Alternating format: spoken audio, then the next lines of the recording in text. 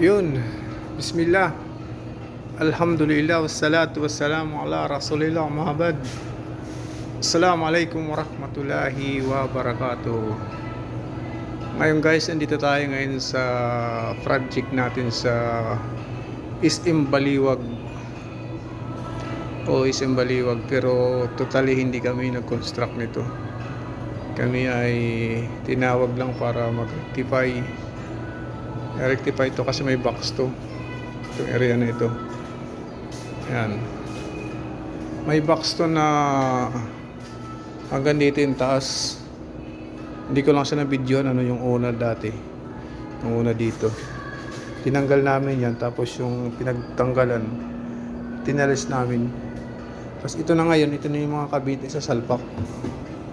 At saka itong mga box light, parang ganito din siya. Ayan. Ayan.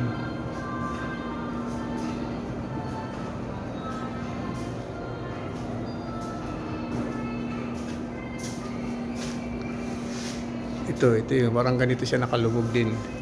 Problema yung kalahati nito, linagyan siya ng tambol para bang higaan. Ayan, hanggang doon. Kaya binakbak namin kagabi. Isang kayon, tapos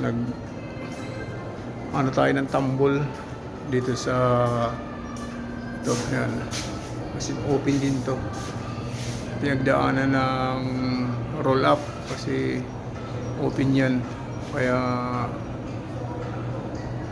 tinakpan na natin.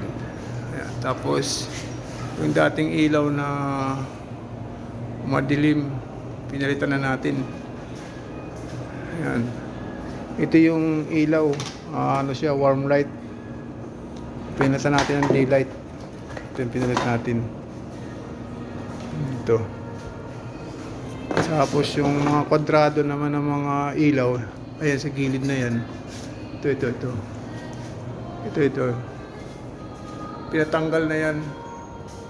So, pinapatakpan na lang. Ay kukondim na lang siya. Itong store ito kay Huawei store. Ayan siya, tinatapan na natin. So mamasilyahan na lang siya mamaya.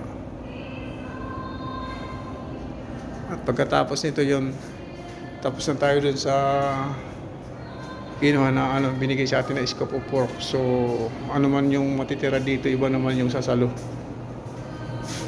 Tinawag lang tayo rito para tulungan sila dahil sobrang dami ng kanilang ginagawa. Yung dating contractor kasi nito, hindi siya nag-comply dun sa mali na ginawa niya. So tayo yung tinawag para i-rectify ito. Yan. Yung box light yan na malaki. Ang ginawa, linagyan ng ganyan, no? Pero hindi talaga kasi may lalagay siya isang buo. Ito yan siya. Okay guys, hanggang dito na lang.